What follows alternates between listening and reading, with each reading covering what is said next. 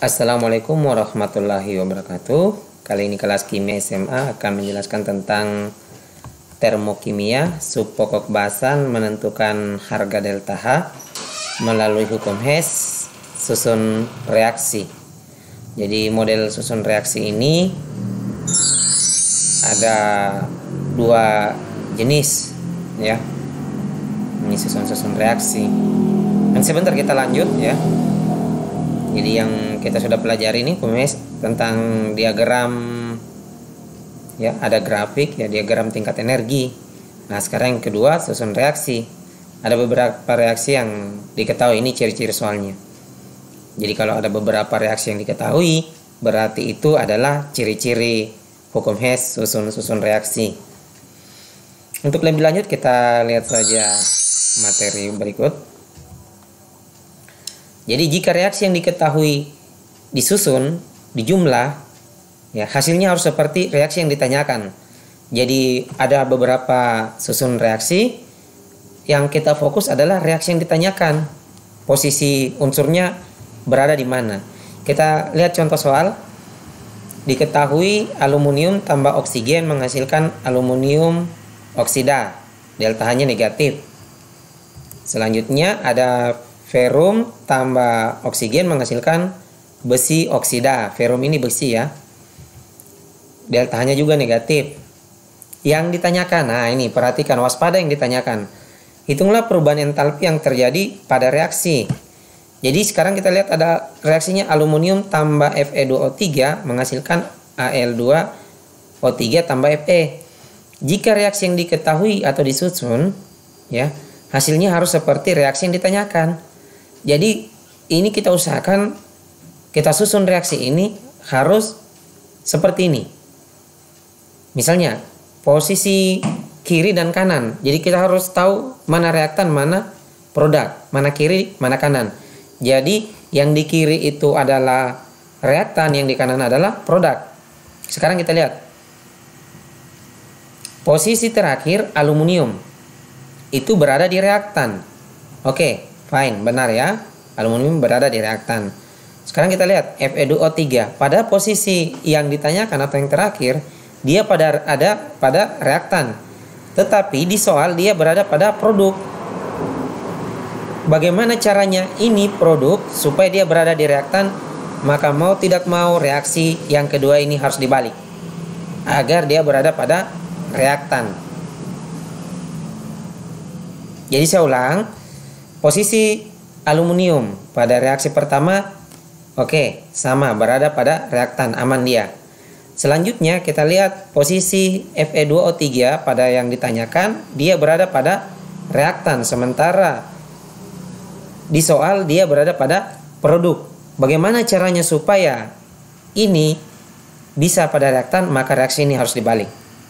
Kita lihat, jawab. Aluminium tambah oksigen menghasilkan Al2O3. Koefisiennya juga sama. Koefisiennya sama-sama 2 ya. Jadi dia ini tetap, reaksi ini tetap. Karena koefisiennya tetap dan tidak dibalik. Jadi delta-nya tetap negatif. Sekarang kita lihat reaksi kedua. Kita setting agar dia sama seperti ini. Oke. Reaksi kedua ini kan tadinya ada di produk ya. Kita setting agar ini ada di reaktan. Berarti dia reaksinya harus dibalik. Ya, dia harus dibalik. Ya, yang reaktan jadi produk, yang produk jadi reaktan. Jadi reaksinya harus seperti ini, dibalik. Kalau reaksinya dibalik, maka delta-nya harus ikut berubah menjadi positif. Tadinya negatif menjadi positif. Sekarang kita jumlahkan reaksi ini. Setelah itu kita sudah apa-apakan dia, kita jumlahkan untuk mengujinya apakah benar. Sekarang kita lihat mana mana unsur yang sama. Apabila unsurnya sama, misalnya sama-sama ada di reaktan atau sama-sama ada di produk, dia harus dijumlah. Tapi kalau salah satunya berada di reaktan dan satunya berada di produk, dia harus dikurang. Misalnya ini, ada kasus 3/2 oksigen dengan 3/2 oksigen. Ini berseberangan. Satu di reaktan, satu di produk. berarti dia harus dikurang. 3/2 kurang 3/2 hasilnya 0, maka dia saling meniadakan. Kalau dia sama-sama berada di produk, dia harus dijumlah. 3/2 tambah 3/2 ya 6/2 atau 3, tapi ini dia berseberangan. Selanjutnya 2L ini kita kasih turun ke bawah. Ya, kasih turun ke bawah. Al2O3 kita kasih turun juga ke bawah karena sama-sama berada di produk. Selanjutnya apalagi nih? Fe2O3 karena dia sudah di reaktan kita kasih turun ke bawah. Oke. Dan apalagi yang belum turun? Fe ya. Fe ini kita kasih turun ke bawah. Sekarang kita lihat apakah reaksi yang ini sudah sama dengan yang ini. 2Al, Fe2O3, Al2O3, 2Fe sudah sama. Ini kita jumlahkan. Negatif 1601 ditambah 821. Ya, jumlahkan dia. Hasilnya minus 780 kilojoule. Untuk lebih memahaminya, kita masuk di contoh soal nomor 2. Jika reaksi dibalik, maka delta H berubah dari positif menjadi negatif ataupun sebaliknya, dari negatif menjadi positif. Kalau reaksi dikali 2, maka delta H juga harus dikali 2. Kalau dia dibagi 2, delta H harus dibagi 2. Kalau dia dikali 1/2, sama perlakuan terhadap delta H. Perhatikan reaksi kimia sebagai berikut. Ini ada 3 reaksi, jadi mungkin agak rumit terasa, tapi sebenarnya mudah. Ya, jadi kita lihat reaksi yang ditanyakan. Nah, ini ada yang ditanyakan. Kita fokus dulu di reaksi yang ditanyakan. Kita lihat C2H2. Ini posisinya di reaktan. Kita lihat di soal, mana C2H2? Oh, ini ada di produk. Ini reaktan, ini produk. Berarti ini harus dibalik. Ini yang dibalik. Produk menjadi reaktan. Kalau ini dibalik, berarti delta H harus berubah. Positif nanti akan menjadi negatif. Kalau O2 jangan dulu pusingkan, ya CO2 dulu langsung. Ya. Ya kalau CO2 tadinya ada di produk. Sekarang kita lihat di sini ada di produk atau reaktan. Ternyata dia ada di produk juga. Sama, berarti reaksinya tersebut tidak diapa-apakan, tidak perlu dibalik. Tapi kita lihat koefisiennya. Di sini 2, di sini 1. Berarti ini harus dikali 2. Berarti deltanya harus dikali 2. Semua ini dikali 2. Ini. Lanjut H2O. H2O ada di produk. Di sini ada di produk. Koefisiennya 1. Sini 1. Berarti reaksi kedua ini nanti tetap. Reaksi pertama nanti dikali 2. Reaksi kedua tetap. Reaksi ketiga dibalik. Percaya. Kita lihat. Ini ada reaksi, ini saya salin ulang dari atas ke sini. Koefisien dikali 2, ya kan?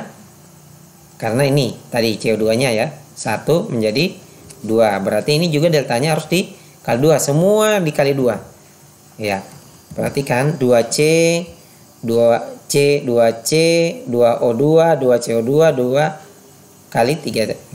Hasilnya ini. Ya. Selanjutnya reaksi kedua tetap. Tidak ada operasinya ya, karena H2O tetap. Selanjutnya reaksi ketiga dibalik ya. Ini dia, tadinya C2H2 ada di produk, setelah dibalik dia berada di reaktan dan delta H-nya jadi negatif. Tadi positif, sekarang negatif. Nah, setelah itu kita jumlahkan. Kalau dia berada bersamaan di reaktan atau bersamaan di produk, jumlahkan. Kalau dia berseberangan, kurangkan. Di sini ada yang ini sama-sama ada di reaktan, berarti ini harus dijumlahkan nanti. 2 tambah 1/2 berarti 2/2 tambah 1/2. Jawabannya nanti berapa ini?